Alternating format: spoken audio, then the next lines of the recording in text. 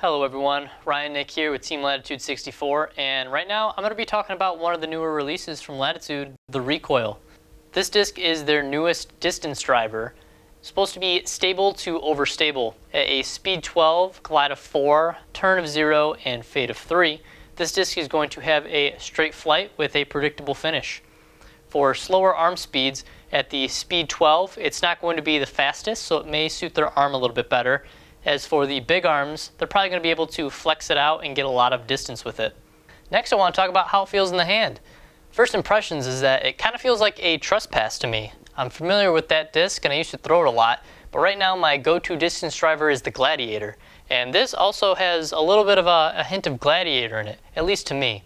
The way that the rim is kind of rounded right at the nose feels very comfortable in the hand. The rim depth isn't too deep, pretty similar to either of those. When designing this mold, I think they wanted it to be a disc that had a little bit of a dome to it, sort of a pop top. You can hear it a little bit there, but it's nothing too crazy. Still, when you're holding it in a forehand grip, it's going to be very comfortable where that dome doesn't stick out too much, causing it to feel a little bit too big in the hand. So the other day I was able to get out and throw the Recoil a little bit. It was a little bit snowy and cold, but it was the only opportunity that I had and I really wanted to give it a toss. I was able to get some videos of it and put a little bit of those flight insight trackers on it, and let's see what they look like. First throw with the Recoil. Into a bit of a headwind, I flip it up, holds a straight line, and then has a pretty decent fade with a little skip at the end. Coming back, try to throw it on a little hyzer flip, again comes to flat, drifts a little as the wind kind of catches it, and there's that finish. The other way, wind's coming over and gets under the flight plate and pushes it over. The whole time it just held flat and wanted to fight out. One last throw, flips up, holds a pretty straight line, and then there's just a bit of a fade to it. So I hope that was able to give you a little bit more of an idea of how the Recoil flies, but I want to talk about it a little bit more.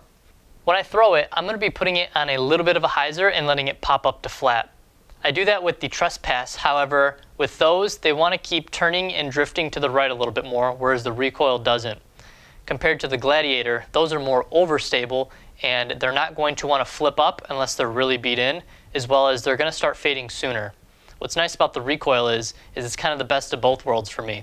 I can flip it up, get that little extra hyzer flip distance, it's going to hold straight, and then it's not going to dump as soon as the Gladiator, so it's going to carry more and give me a straighter, longer finish.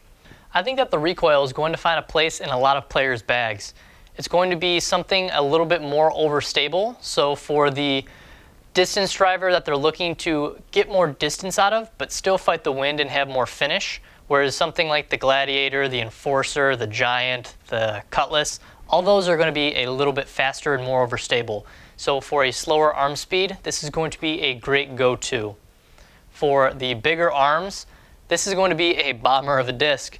It's not the widest rim, but with the glide and stability that it has that sweet spot where if you flip it up, get that little bit of a turn and flex out of it, this is going to keep going and still fight back right at the end.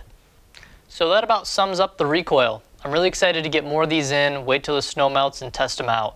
I think it's going to make my bag and kick out my beat up Gladiators, since this is going to have that little bit more of a straight flight right out of the box. And then once this beats in, I could see it being my turnover distance driver that's going to hold that line but not want to cut roll.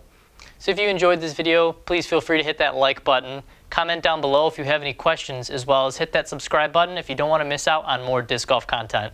Thanks for watching.